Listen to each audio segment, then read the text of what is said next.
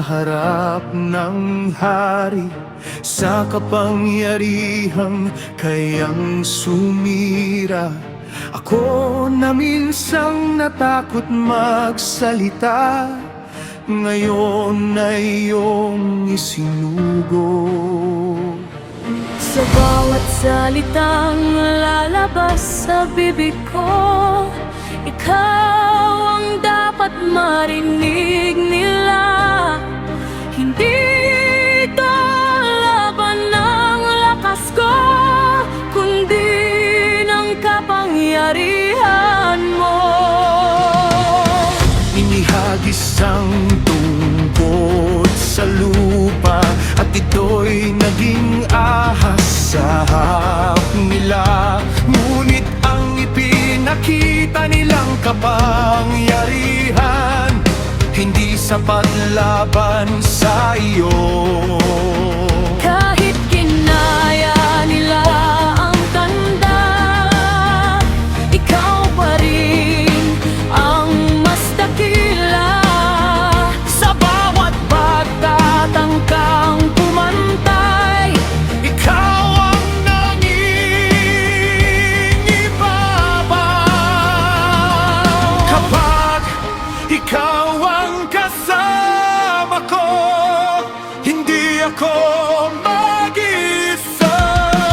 Ikaw ang lalaban, hindi ako ang haharap sa bawat laban na kinatatakutan ko.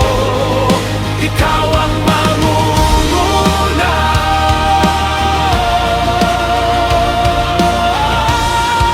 Ikaw ang lalaban, hindi ako ang sapat sa harap ng kahit anong kapangyarihan. Ikaw ang mas mataas.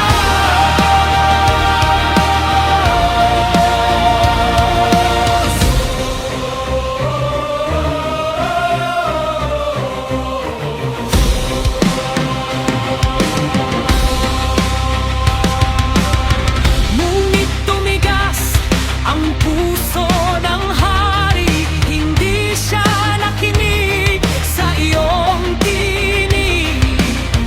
Kahit malinaw ang iyong tanda, pinili pa rin niyang tumanggi. Kahit ganito ang laban, hindi ka umatras kailanman. Kapag sinabi mong kikilos ka, walang makakapigil sa iyo. Kapag nagsimula ka, tatapusin mo rin. Ikaw ang lalaban, hindi ako ang haharap sa bawat laban na kinatatakutan ko. Ikaw ang mangunguna.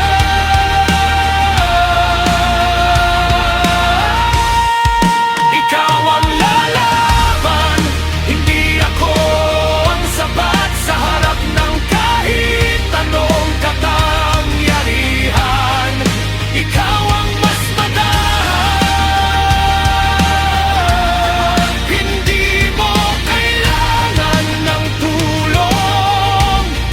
Ikaw ang pinakamakapangyarihan sa bawat laban na imposible.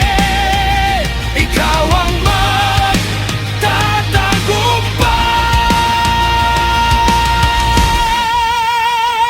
Diyos ko, ikaw ang lalaban, at hindi ako matatakot sa bawat gyerang hindi ko kaya. Ikaw ang panalo ko.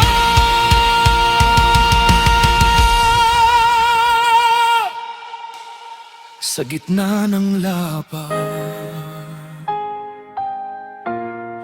ikaw ang Diyos.